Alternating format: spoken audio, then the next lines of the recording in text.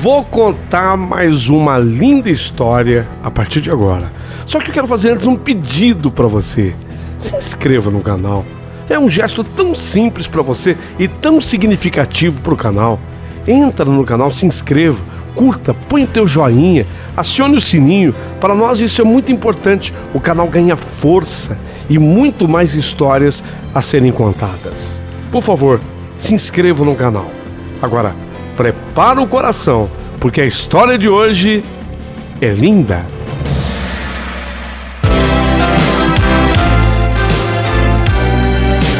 Rádio Emoção.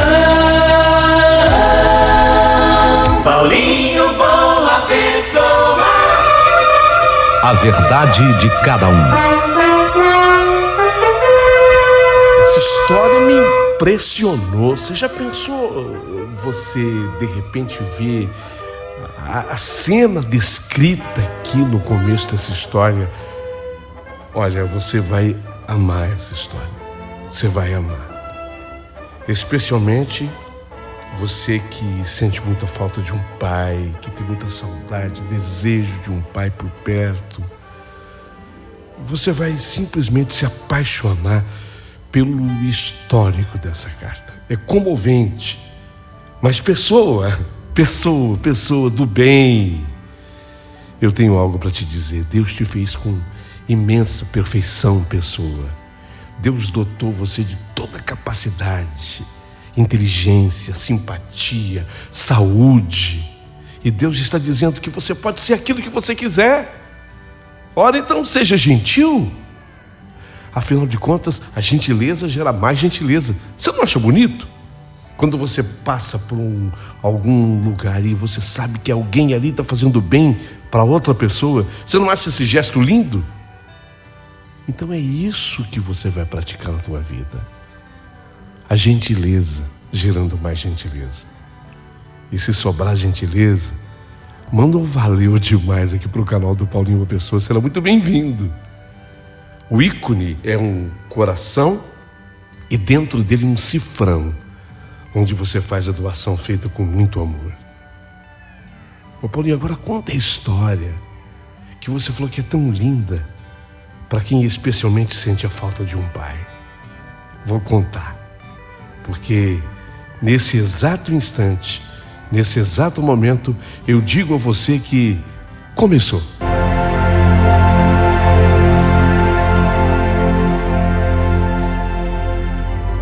Bairro de Botafogo, Rio de Janeiro. Quem entrava ali, todo mundo que entrasse naquele estabelecimento comercial, o Bar do Olímpio, no bairro de Botafogo, não tinha jeito. Uma hora ou outra olharia para cima e veria ali, de pendurada no caibo central, e que atravessava a construção na posição longitudinal. Esse caibo também é chamado de comeira, porque aquele caibo que fica mais alto, sustentando as duas águas do teto.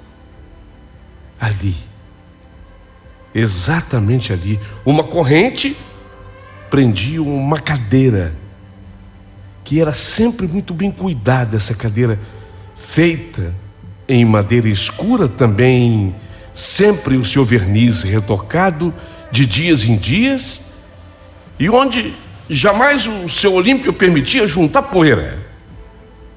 Assim como era automático ver a cadeira ali, também era automática a pergunta: seu Olímpio, que cadeira é essa? Seu Olímpio, que cadeira é essa? E a resposta do seu Olímpio era simples. Era a cadeira do meu pai. Essa aí era a cadeira do meu pai. E dependendo de quem havia feito a pergunta, a resposta ficaria por aí. E isso se o perguntador se desse por satisfeito e não fosse tão curioso. Mas muitos não se davam por satisfeitos aí. E para esses, a resposta do senhor Olímpio aguçava ainda mais a curiosidade. Eu mesmo era desse tipo. curioso, queria saber mais. E alonguei a conversa. Nossa, seu Olímpio, nossa, era a cadeira do seu pai, é? E por que o senhor pendurou na cumeira aqui do bar essa cadeira, seu Olímpio? E ele respondeu: exatamente para que ela ficasse na parte mais alta, onde se destacasse, porque o meu velho pai merecia todo esse destaque, esse e muito mais. E dessa forma, eu jamais deixaria a história dele morrer, porque alguém sempre haveria de perguntar, como o senhor está perguntando agora. É isso mesmo. E o senhor poderia me contar a história do seu pai? Lógico que sim. Eu fico feliz quando alguém se interessa. Mas o senhor está com tempo?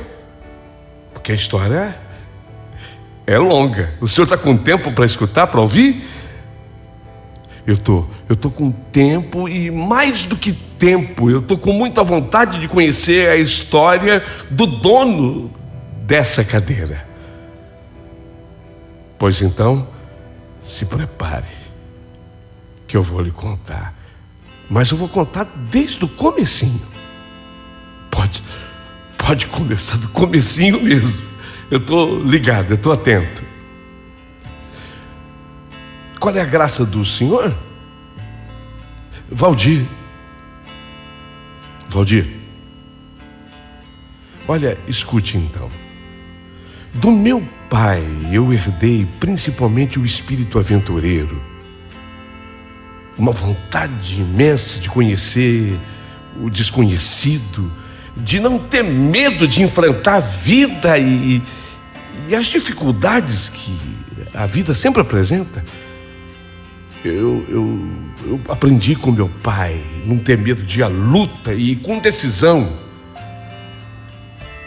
até sem cisma de eventuais percalços, porque esses percalços são comuns. Meu pai era assim, sabe, Valdir? Meu pai não tinha medo de nada, não porque ele não tivesse juízo, mas principalmente porque ele sabia que o medo é paralisante. Ele dizia que o medo faz a gente parar, e ele usava uma expressão que eu nunca mais esqueci. Ele dizia que o homem que se deixa dominar pelo medo tem que ir morar debaixo da cama. E é tão triste morar debaixo da cama, né? Foi quando eu entendi que, obviamente, o meu pai sentia medo, mas ele não se deixava dominar. Ele que tinha domínio sobre o medo. Pra você ter uma ideia, seu Valdir, meu pai era ferroviário, maquinista. Meu pai chegou a enfrentar Maria Fumaça, atravessou o tempo, até que ele chegou a alcançar ainda o período das locomotivas a óleo.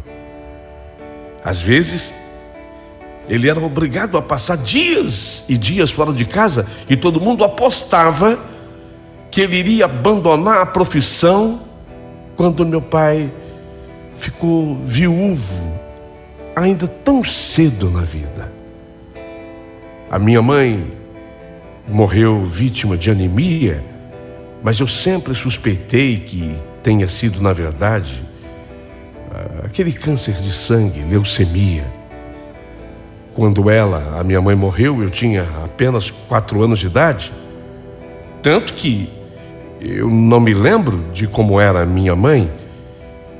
E olha que eu não era sozinho não, porque além de mim tinham mais 3 irmãos mais velhos. E agora? O que meu pai faria? Iria ele desistir de tudo, viúvo, com 4 filhos pequenos? Olha, teve gente que apostou que sim. Uma vez que meu pai era extremamente apaixonado pela minha mãe. O nome da minha mãe era Graça, e o meu pai vivia a chamá-la de Gracinha, era minha gracinha para cá, minha gracinha para lá. Então as pessoas diziam: o que ele vai fazer sem a gracinha? Sem a gracinha da vida dele, ele não é nada. De fato, meu pai sentiu o baque, mas ele olhou para aqueles 4 filhos ainda pequenos, contou, sim, com a ajuda de uma tia e da minha avó, a sogra do papai, a mãe da Gracinha, e continuou na sua luta, conduzindo aquele trem imenso pelos trilhos da vida, deixando gente, pegando gente nas estações mais diferentes desses rincões brasileiros. O que meu pai ganhava não era o bastante para tantos gastos. Então, nós nunca tivemos uma situação estável financeiramente falando, sabe? Mas ele sempre soube passar toda a sua vasta experiência de vida. Eu vou dizer uma coisa, seu Valdir, o senhor vai se assustar agora, mas meu pai, ele dava tanto bons como maus exemplos, e ensinando a maneira dele, a sua maneira, como a gente deveria fugir dos próprios maus exemplos que ele dava, de certos vícios que ele tinha. O que quero dizer com isso? É que meu pai, ele era um homem extremamente sábio, inteligente, e por ser muito perspicaz, inteligente, lógico, ele aprendeu a jogar. Ele era o rei do dominó. Olha, eu não conheço o senhor, seu Valdir, mas se o senhor jogasse dominó, eu tenho certeza absoluta que meu pai ganhava do senhor de lavada. E ele jogava carteado, cartas, baralho. Jogava como ninguém. Ele era um jogador compulsivo. E ele se justificava dizendo que o vício lhe havia entrado no sangue. E ele deixava claro que lamentava, sim, ter se deixado dominar por esse vírus daninho, mas algo extraordinário, e vou dizer para o senhor, até sobrenatural, acontecia com ele nesse vício dos jogos. E o jogo passou a ser o responsável por uma melhora na situação financeira que nós começamos a viver, seu Valdir. Ei, meu pai. Mas meu pai nos queria distante dos jogos. No entanto, ele jogava muito, porque descobriu que dessa forma ele poderia ter um complemento à sua renda, e começou a ganhar dinheiro com isso. Aceitava desafios de outros jogadores, apostava-se dinheiro e para tentar ganhar dele uma partida de dominó ou de carteado, vinha gente de longe, mas era impressionante. Ele jamais perdia, e ele atribuía a sorte que ele possuía à cadeira que ele usava. Era uma cadeira que havia sido construída, feita pelo pai dele, que era marceneiro, o vô Zé.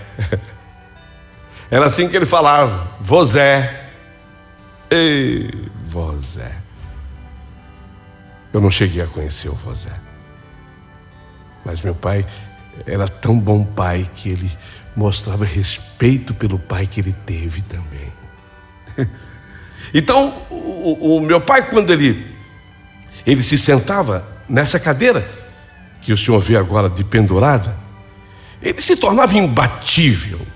Ele aceitava qualquer aposta e ele sempre levava o dinheiro para casa. E esse dinheiro é que ajudava no nosso sustento em todos os sentidos do sustento, né?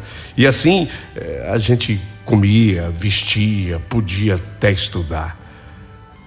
Mas o jogo não era o seu único vício, não era. Meu pai também foi um fumante inveterado, mas ele soube mostrar o lado feio do vício, porque ele fazia questão de dizer que ele não conseguia largar esse vício também do cigarro, e por lhe faltar força de vontade para tanto. dizendo-se um covarde até por causa disso. Mas ele deixava claro que o cigarro lhe havia prejudicado terrivelmente a saúde, debilitando seu coração e seus pulmões.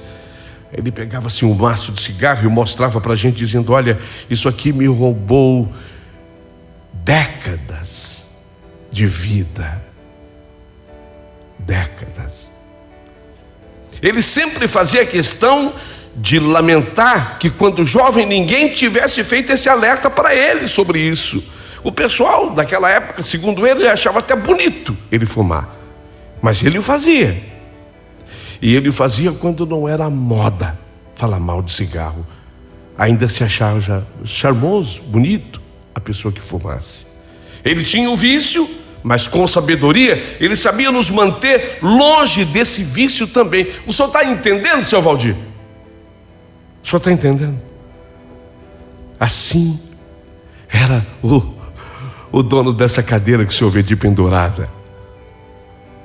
Então, com esses exemplos diante dos nossos olhos, dos 4 filhos, dos 4 irmãos, por incrível que pareça, nenhum de nós, se viciou em jogo. A gente não jogava dominó, não jogava cateado, e nem minhas irmãs, nem meus irmãos, nenhum se tornou fumante. Por causa destes vícios, alguém poderá dizer que ele não foi um bom pai, mas na verdade isso seria um julgamento injusto e precipitado. Ele era um grande homem, um excelente pai. Bastaria que eu dissesse que depois que a minha mãe faleceu, e ele ficou viúvo cedo, meu pai jamais se casou, por um motivo simples. Ele dizia que no mundo não existiria outra mulher capaz de amar nós, os seus filhos, os seus 4 filhos, da forma como ele nos amava. E foi por nós, os seus filhos, que ele resolveu ser só, ser para sempre só, para sempre solitário, para sempre. Mais que um pai, muito mais que um pai, seu Valdir. Meu pai foi um grande amigo, gostava de reuniões familiares e tinha o hábito de, após o jantar, manter-nos sentados à mesa para o que ele chamava de mesa redonda, onde trocávamos ideias e resolvíamos os nossos problemas. A gente discutia tudo ali. Ele ouvia cada filho, ele aceitava as nossas críticas, inclusive contra os seus vícios, e nos estimulava a continuar lutando contra. E dizia que uma vez que alguém começasse, desse o início, era difícil sair. Não começa porque não sai mais. E esse não começa porque não sai mais foi sendo incutido na nossa mente e ganhou a nossa alma. E ninguém se viciou em nada. Que pai, né, seu Valdir? Que pai. E papai dizia que ele nos amava, vivia a repetir: eu amo vocês.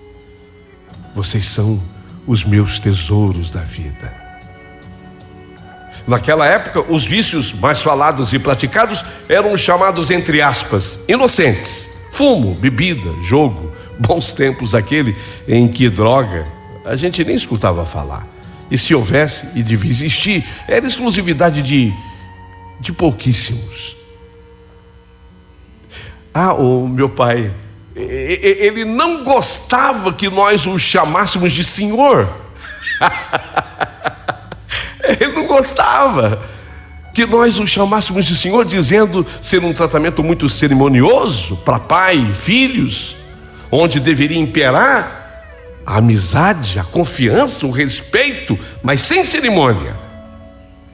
Pai e filho precisam se respeitar, mas na intimidade, sem formalidade, sem cerimônia. Não precisa me estender um tapete vermelho, basta me abrir um sorriso. Porque quando você abre um sorriso, você está abrindo o coração. Frase do meu pai! Frase do meu pai que eu não esqueci, seu Valdir. Não precisa me estender um tapete vermelho, basta me abrir um sorriso. Porque quando se abre o sorriso, se abre o coração. E assim nós, os seus filhos, todos fomos sendo criados, educados. E quem quis estudar, estudou. Até que nós nos casamos e o presenteamos com netos e netas. E é nesse tocante, é agora que eu entro, sabe, seu Valdir, na parte mais comovente e emocionante da minha história com meu pai. O senhor me perdoa? Eu fico nessa hora emocionado. Ô, senhor Olímpio, o senhor está chorando?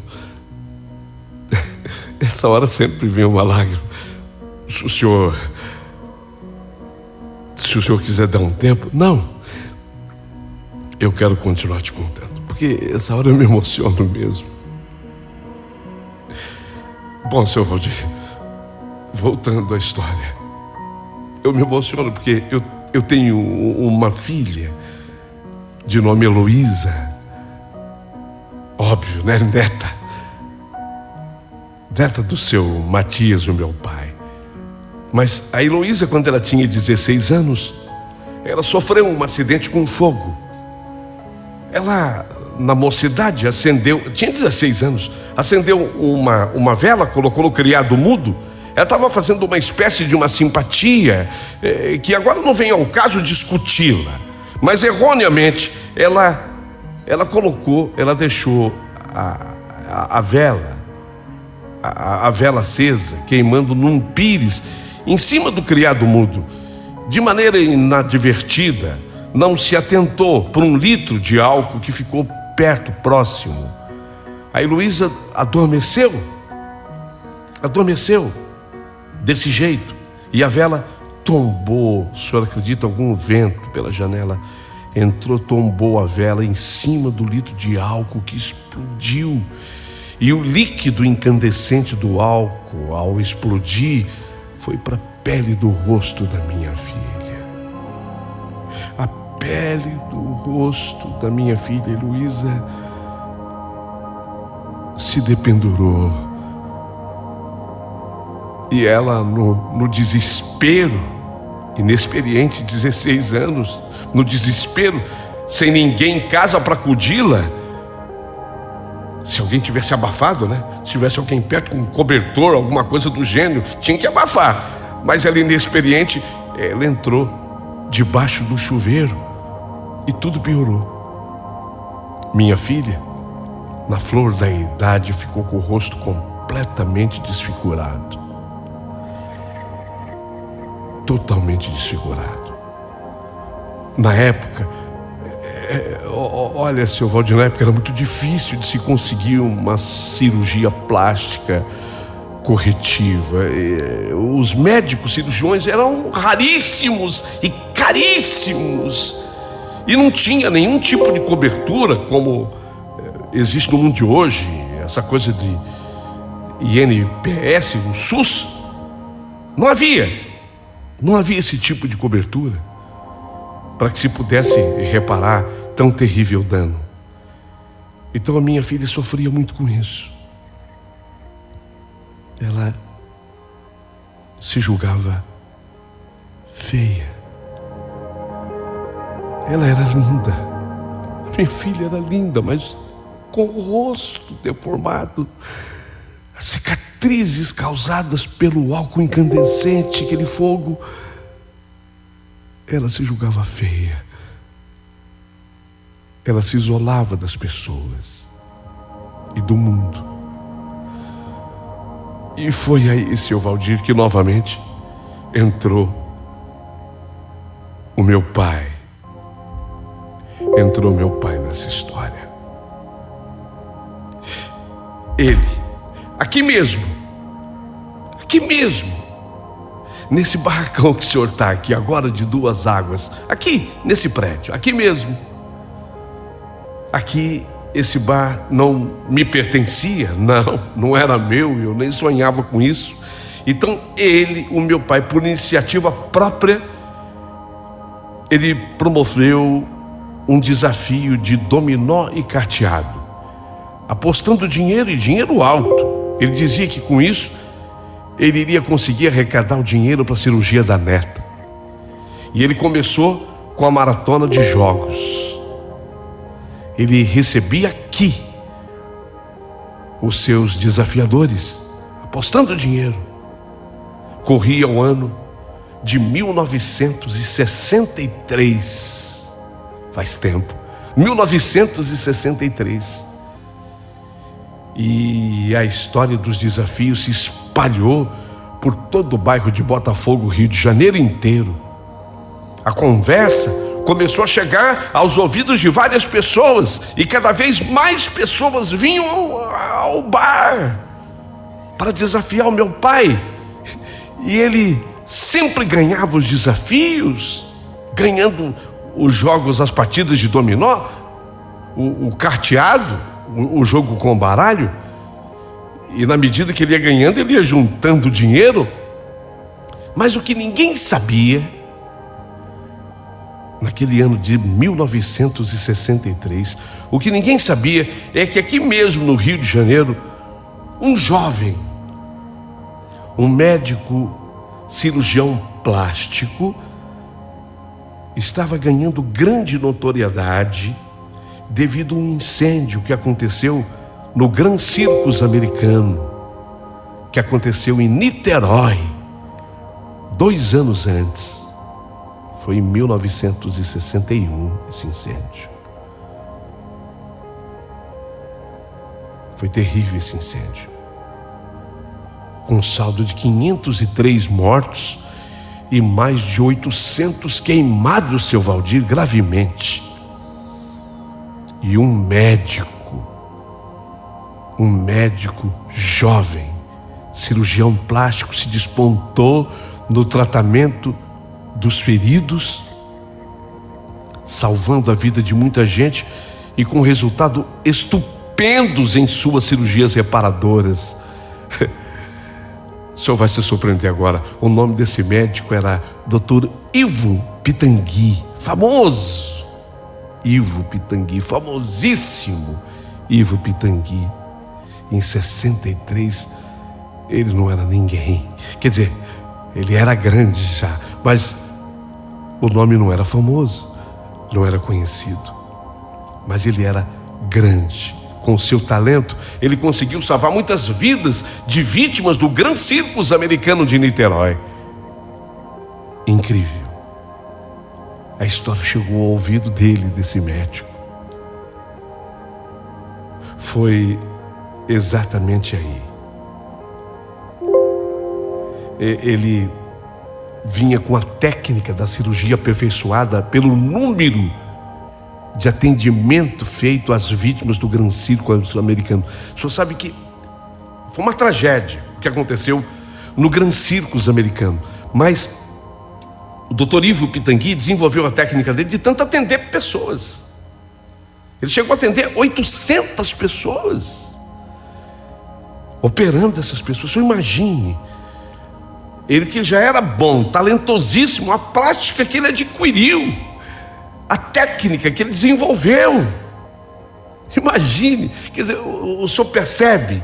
Era como meu pai falava, que sempre que acontece um mal, ok, mas sempre tem um bem para compensar. E a compensação era essa, a técnica que desenvolveu o Dr. Ivo Pitangui, atendendo essas pessoas. E quanta gente o Dr. Ivo Pitangui ajudou por esse mundo afora. Eu vou continuar a história. Eu vou continuar. A história dos desafios de meu pai chegou ao ouvido do médico, que veio a Botafogo, veio ao bar. Chegou aqui, se apresentou, pouca gente conhecia na época, mas ele se sentou frente a frente com meu pai. Meu pai estava nessa cadeira. Meu pai estava sentado nessa cadeira. Ele se sentou noutra, frente a frente com meu pai. Meu pai achou que fosse mais um que tivesse aceitado o desafio. E meu pai perguntou: e aí? Vai me desafiar no dominó ou no carteado? No dominó ou no carteado? Estou pronto. Meu pai falou. Falou: não, sou médico. Meu nome é Ivo Pitangui. Eu estou sabendo por que o senhor está fazendo isso. É para ajudar sua neta.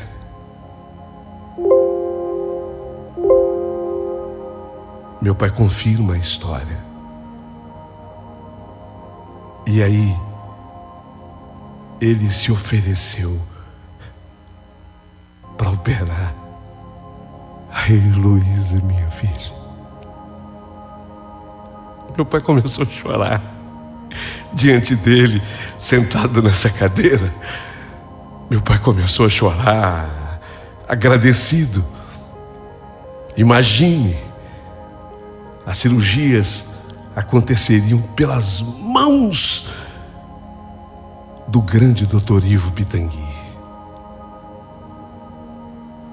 E foram necessárias 4 cirurgias. Mas já na primeira, os resultados foram espetaculares. E meu pai teve a felicidade de ver a neta Heloísa, linda novamente. Ela nunca deixou de ser, na minha opinião, linda, mas ela precisava se sentir assim. Ela estava com o problema dela resolvido, linda. E aí ela até começou a namorar. Eu acho que o meu pai, de tanta felicidade de ver a neta assim,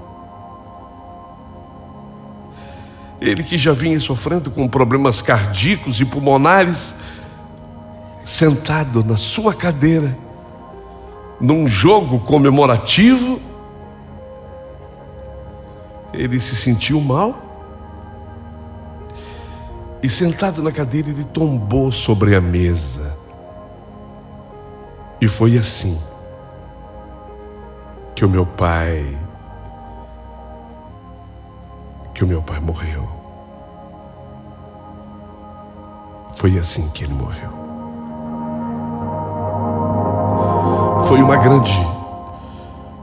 Foi uma grande comoção, grande mesmo. Foi muito grande a comoção. E tanta que o dono do bar resolveu fechar o estabelecimento, dizendo que ele não tinha mais condição de continuar trabalhando aqui. Ele fechou o bar. Meu pai era muito querido por ele, muito amado por ele também. Ele fechou o bar do jeito que estava, com mesa, com as bebidas, com tudo. Fechou o bar. Depois de uns 4 meses do bar fechado e todo empoeirado, eu resolvi vir até aqui. Eu vim para buscar a cadeira do meu pai, que tinha ficado aqui. Ele morreu sentado nela. Eu vim para buscar a cadeira, mas aí, olhando para o bar, eu resolvi fazer uma proposta para o dono do bar. Eu queria reabrir o bar. Eu propus um arrendamento. Ele aceitou. Falou: como que você é filho dele, do Matias? Eu aceito o arrendamento. E depois do arrendamento, eu comprei o bar em definitivo. E foi aí que eu resolvi guindar a cadeira do meu pai até a cumeira, até lá em cima. Simplesmente para dizer que meu pai não era perfeito. Não era. Meu pai tinha seus vícios? Tinha. Mas apesar disso, foi o seu Matias o melhor pai desse mundo. Foi o melhor pai desse mundo, seu Valdir. Por isso que a cadeira dele está lá em cima, que é para suscitar nas pessoas o desejo de perguntar. E aí eu conto a história do seu Matias, o meu pai. Quando o seu Olímpio acabou de contar a história do pai dele e da cadeira que estava dependurada na comieira,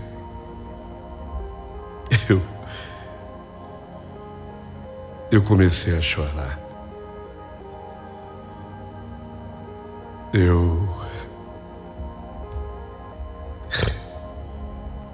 comecei a chorar porque foi a história mais emocionante que eu já tive conhecimento sobre um pai.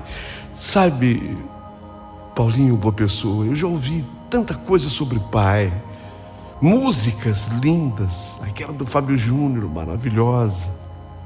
Tem uma música do Demétrios, linda. Já ouvi tanta coisa sobre o pai, mas nada se compara a essa história, porque mostra o que é um pai na essência. Na essência. Mostra um pai de verdade, de como é um pai de verdade. Mostra na essência, com todas as qualidades, mas também com os defeitos. Um pai que preferiu ser sozinho, escolheu ser só, porque ele tinha certeza que nenhuma outra mulher no mundo iria amar os 4 filhos que ele tinha como ele amava esses filhos. E ele ficou viúvo, sozinho. Óbvio que deve ter tido seus flertes, suas namoradas, mas não vem ao caso. Ele ficou sozinho, pela família. E até o que era ruim, vício, menos o do cigarro, mas até o do jogo, ele soube usar de maneira positiva a favor da família. Que pai maravilhoso! Que pai! Eu tenho o meu pai, grande pai também. Eu sou pai, mas cada vez que eu estou com o meu filho, com a minha filha, eu me lembro dessa história, da cadeira de pendurada na comieira do bar, e falo: será que eu estou sendo em algum momento o seu Matias? É tão difícil ser o seu Matias como pai, é tão difícil. Por isso que hoje eu fiz questão de escrever para você, de mandar essa história, contando nos detalhes a história mais emocionante que eu já tive conhecimento sobre um pai. Eu resolvi descrever, e eu fiquei sabendo dessa história faz tempo. Foi no dia que o Brasil foi tricampeão contra a Itália no México. Foi num dia 21 de junho de 1970, um domingo. Esse dia era rara a televisão, poucos lares tinham. Na minha casa não tinha, mas no bar tinha, do seu Olímpio. TV preto e branco, lógico. E eu tinha ido desde cedo lá para pegar um lugar bom para assistir o jogo. Mas você acredita que a cada jogo, quer dizer, todos os jogos da Copa 70 eu acabei vendo lá, mas nesse dia,